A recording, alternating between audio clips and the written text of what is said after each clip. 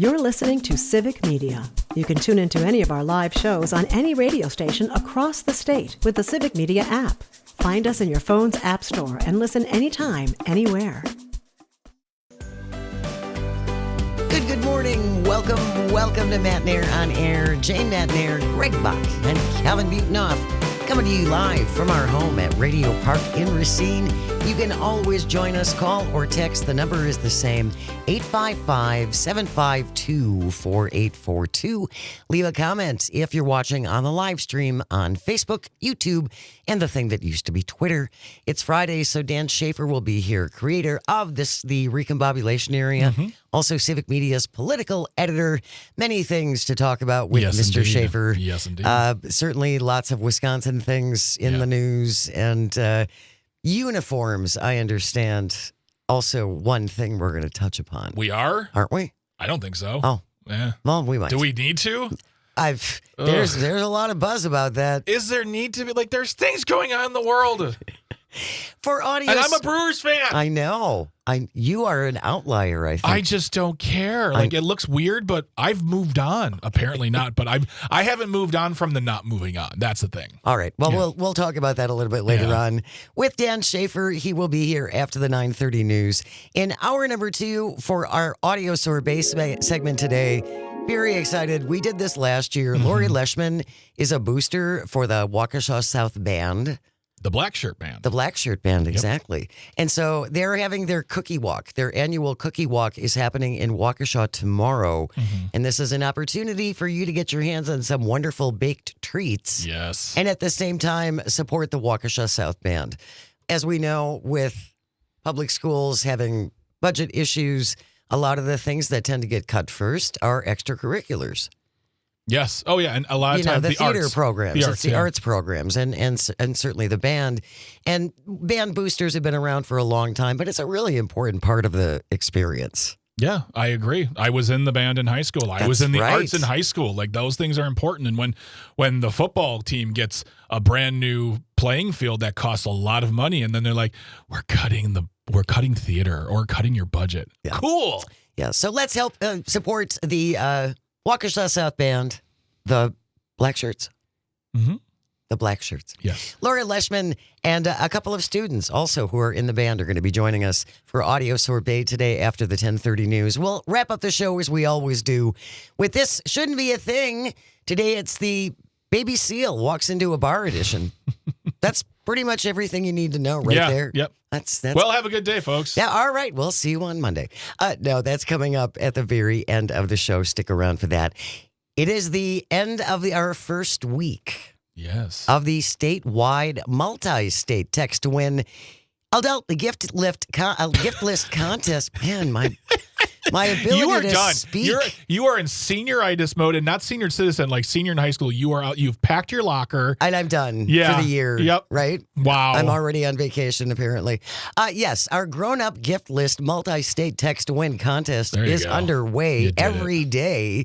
We are playing for $200 in cash and your chance at 3 grand prizes, one of 3 grand prizes, including a brand new snowblower, a stainless steel cookware set, or a portable air conditioner. But you must have the Civic Media app in order to take part.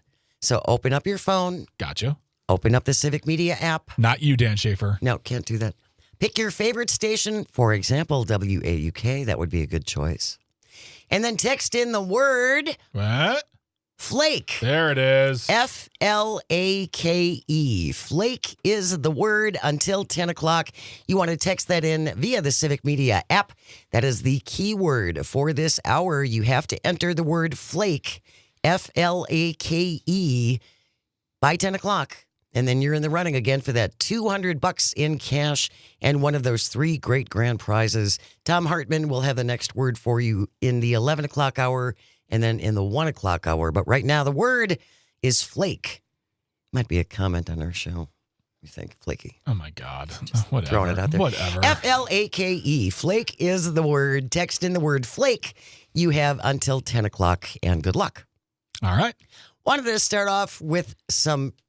I know, sit down, everybody. Some good news. What? Yes, there is some actual good news.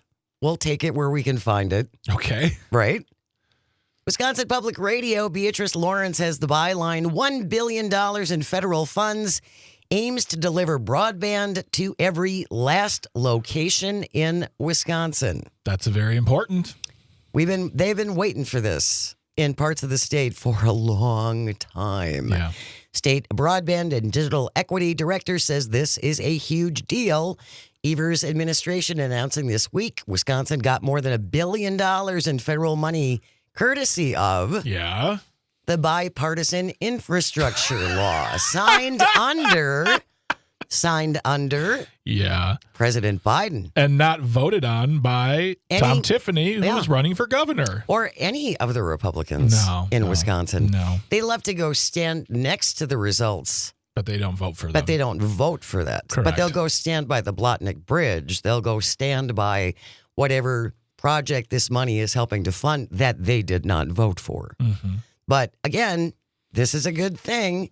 $1 billion in federal money for broadband internet projects across the state. This from the bipartisan infrastructure bill signed by President Biden in 2021. Wisconsin reworked its proposals for the money this year after the Trump administration ordered states to follow new rules to apply, which we did. Mm-hmm. And that included being technology neutral when considering project bids. I've never heard that phrase in my life. I heard carbon neutral. Technology neutral. Isn't I'm not even sure what that means. Go ahead. And about 11% of Wisconsin still doesn't have access to high-speed internet. And as we know, I don't know how you get through a workday without the internet. I mean, without reliable internet. I mean, what we do is so based on access to information. You can't even apply for jobs anymore if you don't have the internet. Not modern. No, honestly, I'm trying to think. You can walk into like a fast food joint, turn in an application, but nowadays, you need access to the internet. Technology neutral means that regulations or standards focus on the performance or outcome to be achieved rather than mandating a specific technology or method to get there.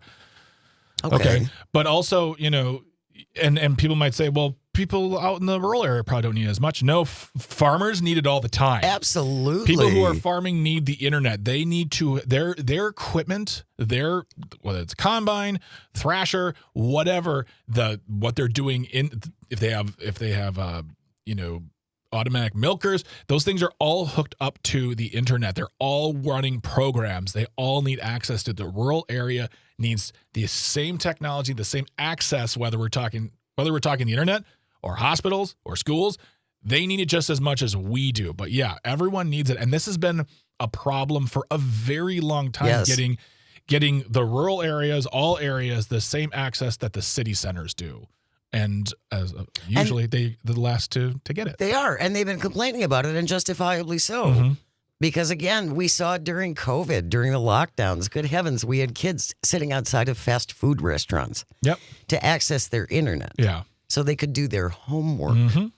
2025 report by the governor's task force on broadband access, again, said about 11% of Wisconsin still doesn't have high-speed internet. Areas in northern, central, and southwestern Wisconsin are particularly underserved. If you would like to join us on this, 855-752-4842. Going back to that technology thing, Director Alyssa Kenny at the Public Service Commission of Wisconsin says the awards will go to a mix of internet service providers because there are spots throughout the state where not all the same technology apparently is applicable. Mm-hmm. So I think that's what that was about. Okay. These entities, they say, will provide internet in different ways. 76% fiber, 10% fixed wireless, and 14% satellite. So not every technology can get to every location, which makes sense. Yeah, it makes sense. But it again, this is about getting people as much access as possible. And this is a good thing. Thank you, President Biden. 855-752-4842. Cindy from Appleton joining us on the line. Good morning, Cindy. What do you want to say about this? Well, first of all, is something wrong with your 96.5 station? Because I can't get anything from that at all today. Oh, we were not aware, so we'll check on it now. We'll check on it now, yeah. Okay. And then as far as the internet, I was going to ask about satellites, but apparently I guess they can only service, I would think they could service just about any area, but I don't know. What do I know? Well, it says again, we'll put this article in the show notes, Cindy, if you want to take a look at it. They say that, again, sometimes depending upon where you are, it requires different ways of accessing internet. Mm-hmm. If people have internet in their homes, we found that they will stay to 2 to 3 weeks longer in that area. And that means that they'll stay in the community and they will shop locally and they will keep their money within the community. It's about making communities attractive to people, for people to move to. And we keep talking about how Wisconsin's population is not growing. We are not attracting young families moving here. Mm-hmm. We have to be able to offer them basic internet. There's a variety of things. I know people who don't want to move back either to or back to Wisconsin, and a lot of it has to do with the current legislature and and certainly the weather. I mean, that not so much. I mean, like, yeah, if you live in California, maybe not, but I'm just talking about people from like Illinois or Michigan, and there are certain barriers, and one of them is that, you know, there's not a lot of access up north to certain things. So, yeah, I think that's something that the you know should be a bigger conversation in Madison. Is if you want to make it more attractive for people, then how do you do that? What do you do? What partnerships do you build with communities, businesses to say, we want to grow this so people bring their families here and bring their dollars. And they'll stay here. Mm-hmm. Comment on the live stream. Ms. Artie T says the Dems better use Tiffany's name and his no vote on the broadband issue during the governor's race. Yeah. Be nice to see that come up. Mm-hmm. I certainly think that counts. Again, there's pictures of Tom Tiffany standing next to the Blotnick Bridge after that Tammy Baldwin helped bring that $1 billion back to help fix that bridge. Tom Tiffany didn't vote for it. Nope. But he was there for the photo op. Yes, he was. They typically are. Yeah. Mm-hmm. Works out nicely. Okay, well, that was a long silence. I'm continuing to look at this article. In Oneida County, the unique needs of the area make fiber the gold standard as far as getting internet. Yeah. Fixed wireless for a county like mine is something that's not preferred because we're such a heavy tourist area. In the summer months, our population explodes. 50% of Oneida County is second homes. So if you have fixed wireless, the service isn't going to be enough. Yeah. So again, it's going to depend upon every county's specific needs and their different requirements. But still, this is a move forward. Yep. The funding will be there, and that's a good thing, and that's good news. It is good news. When we return, Dan Bongino, part of the Trump administration, used to be a paid podcaster. He made a very interesting admission that we're going to share with you. Stay close. You are listening to Matt Nair on Air. This is the Civic Media Radio Network. We'll be right back. You're listening to Civic Media. Stay up to date on the latest news and information for your local community and Wisconsin by signing up for our free email newsletter. Visit civicmedia.us/email to get started. Good morning. Welcome back to Matt Nair on Air. Jane Matt Nair, Greg Mock, Dr. Slide on the board, coming to you from our home at Radio Park in Racine. You can join us, call or text or leave a comment if you're watching on the live stream on Facebook, YouTube, and what used to be Twitter. Coming up in a little bit after the 9:30 news, Civic Media political editor and the creator of the multi-award-winning Recombobulation Area, Dan Schaefer, is going to join us. Going to talk about Mandela Barnes. We're going to talk about Mandela Barnes. We're going to talk about the congressional maps discussion, including a very interesting non-quote quote given by a Wisconsin State Supreme Court justice. Yeah. And, we'll probably be talking about the Tennessee election and what that means for Wisconsin in 2026 and some other fun stuff, including possibly private ponds. We'll see. Yeah, private. I would really love to talk about that. Dan Schaefer coming up in just a little bit. And don't forget, you still have until 10 o'clock to grab your phone, open up the Civic Media app. You have to use the app and text in the word FLAKE. FLAKE. Flake is this hour's keyword for our multi-state text to win grown-up gift list contest. We have $200 up for grabs every day. and this is going to go through all of next week, along with 3 different grand prizes. So every entry will get you in the running for that $200 and one of those 3 grand prizes, but you have to enter using the Civic Media app. So text in the word FLAKE, F-L-A-K-E. You have until 10 o'clock. Tom Hartman will have a new keyword for you coming up in the 11 o'clock hour. We don't have a lot of time to spend on this, but I think it's important. The FBI's number 2 under Kash Patel is Dan Bongino. Dan Bongino, of course, was a podcaster. Yes, a very, very right-wing podcaster. Very much so. Very on board with releasing all of the Epstein files. At that time, yes. One of his chief goals on his show. Right. And we had no problem making all kinds of claims when he was a podcaster. This actually came up. We're talking about the pipe bomber, the alleged pipe bomber who now has been arrested after the bombs that were left outside of the DNC and the RNC headquarters on January 6th of 2021. Dan Bongino talking to Sean Hannity last night. Calvin, can we play that clip, please? You know, I don't know if you remember this. This is before you became the deputy FBI director. You put a post on X right after this happened. And you said there's a massive cover-up because the person that planted those pipe bombs, they don't want you to know who it is because it's either a connected anti-Trump insider or an inside job. You said that, you know, long before you even thought of as deputy FBI director. Yes. Yeah, that's why I said to you, this investigation's just begun. We are pretty comfortable. We have our guy. I think as again, legal process starts to surface and information and facts start to come out, the public's going to be very comfortable with the investigation that was conducted under Director Patel and his leadership. He's been great on this. But I don't want to, listen, I was paid in the past, Sean, for my opinions. That's clear. And one day I'll be back in that space. But that's not what I'm paid for now. Wait, stop. Don't understand why he even said that. Like, he could have stopped it. We're doing an investigation. He actually sort of responded to the question, which is shocking. Yeah, it is. Yeah, we found a person. There's going to be an investigation, and we'll have more for you. Thank you very much. That's it. Like, I don't even understand the point. Like, yeah, he was paid to do a podcast. He was paid for his opinion. He was paid to lie. Well, I mean, that's not. He was paid to lie. Okay. He was paid to put forth certain things in order to make people crazy and gin things up. To me, that's what he admitted to last night. Well, what I is heard that he was paid to lie about it.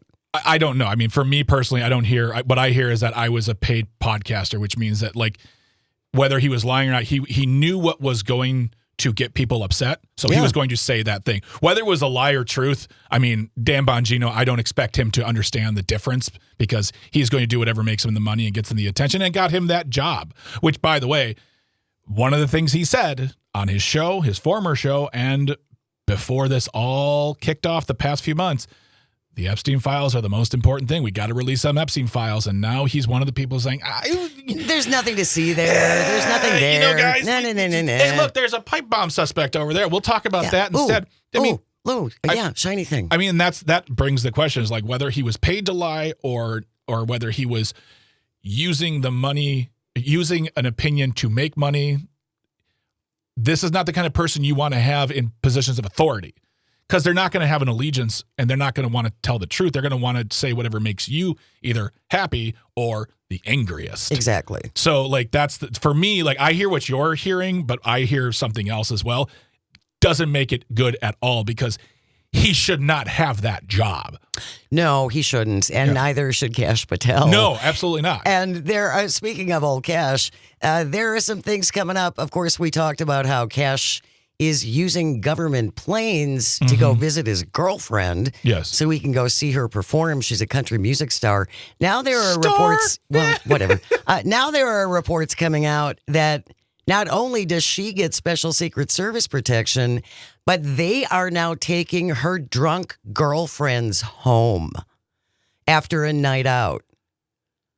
She is having her security detail give her drunk girlfriends rides home. Our tax dollars at work, everybody. It's all good. Do you know what I think? I'm going to propose this. After this current administration, we take a 4-year break from a president and we just put into like a huge investigation for 4 years. and then we fix everything. We start over again, because I said it before, and I'm going to keep saying it. Whomever becomes president next needs 3 terms, because the next 4, they have to fix. It's just going to be cleanup. Everything. It's just going to be cleanup. News is coming up next, and then when we come back on the other side, Dan Schaefer will be here. Stay close. You are listening to Matt and Air on Air. We're coming to you across the Civic Media Radio Network. Don't go away.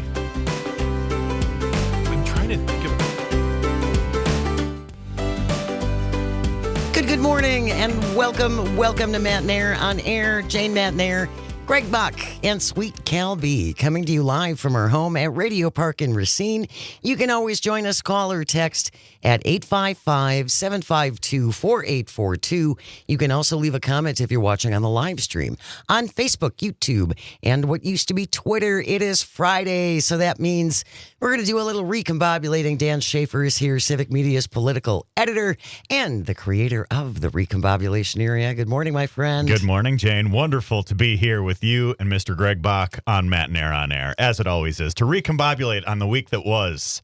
And what a week it was. What a week. Another discombobulating week, Jane. We've had no normal weeks. No. I've been doing this Friday segment with you for quite a while now. I don't feel like I've ever come in and it's just been like, well, slow news week. Yeah. Nothing going on. Let's just kick stuff around. No discombobulating news to manage here. Yeah. No. It's pretty consistently discombobulating. Always is. So let's start off with Mandela Barnes. I guess this is not a big surprise that he decided to throw his hat into the ring to run for governor. Yeah, the worst kept secret in Wisconsin. Yeah. Pretty politics, much. It seemed like. Pretty much. Yep. Marquette did that early poll. Marquette did the early poll. Like, what, 2 months ago? Well, so they didn't include Mandela in their poll. No, that was a different. There poll. was a different poll Oh, that did that's the one I include was him. thinking of, Yeah, right. so Marquette has this policy where they don't.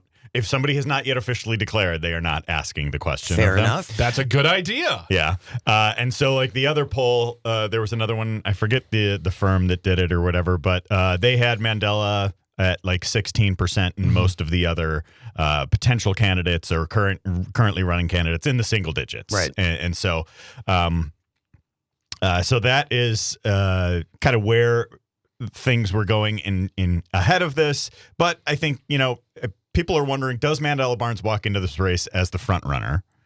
And I would say no.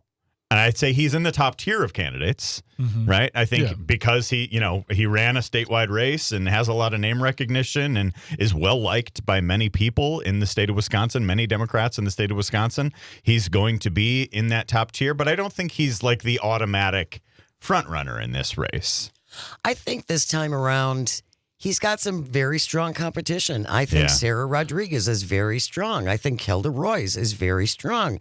Don't forget about Francesca Hong. Yeah. She's kind of the underdog right now, but she has a lot of support. She does. And she's out there hitting doors and doing the work. And I think David Crowley comes with an experience that really paints a picture of someone who can run a county, can possibly run a state. Now, granted, there's a lot of problems in the county that they need to deal with, but I think that I don't know about any of you, and Dan, you have your ear more to the ground on this, but since that poll and since I may or may not run, I have not heard anybody saying, yes, it has been very much a, okay. And so therefore that's, the whole front runner thing. Absolutely. Because there has not been a tremendous push from the Democratic side to say, oh, well, you know what, guys, Mandela's the guy. No one has said that. And there has been more than one article, one of them by you, saying that there is baggage that comes with a Mandela Barnes campaign. And we talked about it when it announced earlier this week. We said it's just it doesn't make me go, all right, let's do this. It's another candidate. He'll make his claim, but I don't see any big push and or big momentum for him, even from the get-go. Well, and I think some of the issues that he had when he ran against Ron Johnson, those haven't gone away. Right. I mean, his record hasn't changed. His background hasn't changed. Some of the issues that he was a little snaky on about, what was it? He unpaid property taxes or I mean, there were some little things. The property tax thing is actually a kind of a non-issue. If it's not things that Republicans will go after. Yes, him for. And if it's not explained well, that's what they're going to take and they're going to run with it. Yes. And I guess my point is, again, those things have not gone away. He is still the same person. He still brings the same things to the table. Yeah, I mean, I did see a lot of, conservatives on Twitter and whatnot kind of excited that Mandela was running. Oh, I bet. And so I think I think they are happy with the result, right, of the race from a few years ago. And one of the points that I made when I did my piece, I don't know, about 6 weeks ago now, is called Barnes 22 Revisited. So it was looking at a Barnes 2026 candidacy through the prism of how things went in 2022, which I characterize that campaign of his as both overrated and underrated at the same time. And I think there were elements of his campaign that I really did not like. There were some specific ads, one that I called out, him unpacking the groceries, talking about the attacks against him. One of the worst ads in recent political memory. I absolutely hated it. But it's also like, look, this was a Republican advantage midterm when there was an unpopular Democratic president in the White House. That tends to mean the Republican in a 50-50 state like Wisconsin is going to have the advantage. And Mandela lost by 28,000 votes. It was the closest Senate race in Wisconsin in 100 years at that point. I think the Baldwin-Hovde race may have even been a little bit closer. But at the same time, it's, he lost and people are worried about that. And so it's just like, well, my thought is like, if he's going to run it back with the same type of campaign that he ran in 2022, that's not what I'm looking for. No. I think that is, the times have changed. It's a different race from a U.S. Senate race versus a gubernatorial race. You're talking about federal issues. You're talking about what's happening in Congress versus what's happening in Wisconsin, in the state legislature, on the ground with what people are facing in their day-to-day lives. And so I think that's a different dynamic too. So so my question from where you guys are sitting here, do you feel like his campaign launch this week and the initial rollout, does it feel like running it back from the same type of campaign as 2022, or do you feel like there is a different element to it right now? I haven't heard anything different come out of him. And granted, I'm not a political consultant. I don't help do ads. The one thing I know personally I am so sick of are all of these generalized statements that every candidate says. Things are too expensive and we need them to be cheaper. This is wrong and it should be better. Well, that's all well and good, and we can all agree on these very general blanket statements. Yay, us. What are you going to do to make that happen? None of them offer specifics, and I am tired of these generalized, you bad, me good, vote the me. kind of empty platitude Right. type. Yeah. Get specific. How are you going to make these things happen? I know that Democrats walk a finer line with this because Democrats tend to like to educate more in things, and you can't really do that, especially in a rollout of a campaign. But definitely for me, I echo what Jane says, in as much as when I heard the rollout, when I heard the audio of his announcement, it sounded like Tom Tiffany's too. They're talking about the exact same thing. So what are you doing to make me excited for your? I mean, when Sarah Rodriguez announced, she put together one of the coolest videos. Like, it was just energy. There was energy there. And Francesca Hong, I mean, she comes with power. And Kelda Royce is going to come with She's got the experience. Yeah. She's got, she's done legislating. Right. And Dan, I've been meaning to ask you this for a while. I feel like I know David Crowley has a lot going on, but I feel like he's been very quiet on the campaign trail right now. I mean, understood, we're very far away from the primaries, but I don't see as much from him. But also, he, of all the candidates, has the one who says, like, I can run a county, I can run a state. That to me is his advantage. With Mandela, I think it was a matter, and please tell me if I'm wrong, Was there a lot of stir before that poll? Was it the poll itself that gave him the idea to run, or was it always kind of in the background that we just didn't hear? No, I mean, he was expressing interest even before that poll. And I had been hearing the noise that he was starting to get more interested as soon as Evers dropped out. I think before it was just, I think a lot of Democrats were just like, if Evers is running again, we're going to support him. Sure. And having that posture both publicly and behind the scenes too. So I do think there is that element of it. To your point on Crowley, you're right. His campaign has been kind of quiet lately. Yeah. I think Kelda Roy's campaign has been kind of quiet lately too. It's still, it's early days. It's very early. And I do yeah. expect this campaign to be competitive all the way through to August. So I think you have to factor that in. For Crowley, you mentioned the kind of leadership element of his campaign, I think he is going to have an opportunity to set himself apart with that executive experience. Exactly. He's the only candidate in the mix right now that has been the, top dog at the most populous county in the state. Yeah. Nobody else can really compare with that kind of experience in the race just yet. And I also think, too, that comes with it, like, they just passed the budget in the county a couple weeks ago. So I think he was probably focused on his actual job. And, the flood relief stuff, like it's been a busy, the crisis with the Milwaukee County transit system. Yeah. It's been a busy year to be the leader to be the Milwaukee County executive. Yeah. So I think perhaps we might be seeing more from him in his campaign going forward. But I want to bring up a poll I ran this week on the recombobulation area. Well, on my Twitter page, really, a non-scientific Twitter poll. As I make very clear, this is not an actual poll. This is just a poll of just like the super online sickos like myself who are who are following these things way too early. So the question that I posed is, with the 2026 governor's race in the news, let's try out another unscientific, totally nonsense Twitter poll. Question: in the Democratic Party, who would be your choice for governor? And I listed Mandela Barnes, David Crowley, Sarah Rodriguez, and other. Did you guys see the reaction to this? I didn't see the results. Did I vote? Did you vote? Maybe I did. Maybe you did. Yeah. The overwhelming response in the comments, in particular in this, was that I should have included Francesca Hong in the poll. Wow. Everybody, and I know she has a very enthusiastic online supporter base, maybe perhaps more of an online supporter base than some other candidates in the race. But a lot of people were just like, where's Fran? I want to vote for Francesca Hong. I put this on Instagram too. All of the replies was like, where's Fran? I'm voting Hong. That's other fill-in answer Hong. So I think, to me, this says it's time to start thinking of her candidacy in a little bit different way too. Yeah. And I talked about her as the wild card in the race. I talked about in my initial kind of like thinking about it.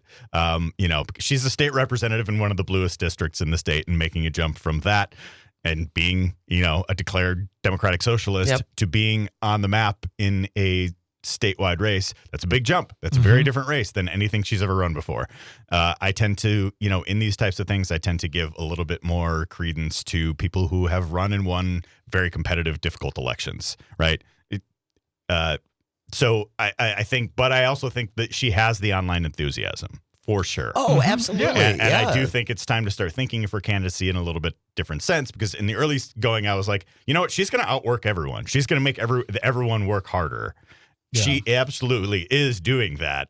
And I don't know if everybody else in the campaign has really upped their game is ready and met for that type of energy that she's been bringing out of the gate here. If you're just listening or joining us on Matt and Air on Air, Dan Schaefer is here, Civic Media's political editor and also the creator of the Recombobulation Area. We're talking about Mandela Barnes entering the gubernatorial race here in Wisconsin. Jenny on the live stream says, honestly, I don't want either party endorsing a candidate this soon. Primaries are an essential component of democracy. Let the people choose. And I think that's what's going to happen. They don't. Especially the Dems are not going to, unless Josh Showman drops out, which his Twitter feed, there's no chance right now. But honestly, I think the important thing right now is doing what Fran's doing. Is I see her on Twitter all the time. No one else even posting as much as her, and that will make a difference over time. We're going to keep recombobulating with Dan Schaefer. Stay with us. You are listening to Matt and Air on Air. By the way, the word is flake. Text in the word flake, F-L-A-K-E. You have until 10 o'clock. You're listening to Matt and Air on Air on the Civic Media Radio Network. We'll be right back. You're listening to Civic Media. Find the latest news, information, and archives of all your favorite shows on the Civic Media website, civicmedia.us. Flake is the word.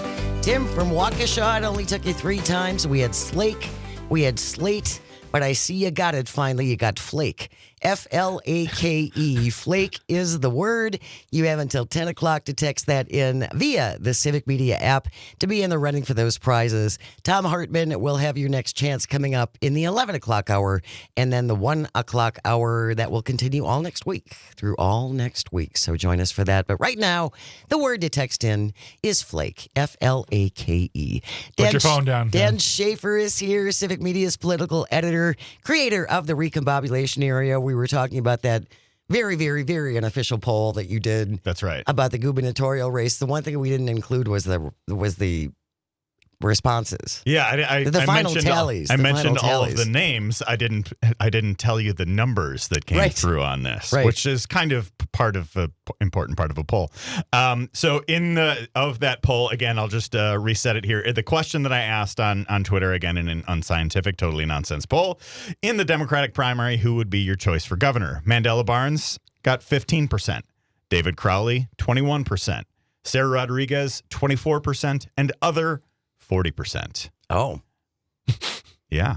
Yeah. Others very popular. Others right now. very popular. Very popular. And as I said before, most of the comments about like who I should have included in the poll said that I should have included State Representative Francesca Fran Hung, our friend and yours. Yeah. And I think one of the things to make clear, too, is that one thing that isn't discussed a lot is in that initial poll that had Mandela Barnes at 16% with all the others in single digits, a majority of the people were either picking other or not, like a not right now, like this is too Yeah. early. Way too soon. So like we are at a place where people are still finding out about these candidates and deciding who they want. And Mandela's been in for less than a week, so people might not even know at this point either. So, And I don't think the field is set yet either. No. I don't think we're done hearing from more candidates too. You would think more Dems are going to jump in? Yeah, I mean, I think there's one Democrat I think is very likely to jump in the race. I learned a little bit about this this week. Joel Brennan, who was the Secretary of the Department of Administration in Tony Evers' first term, he was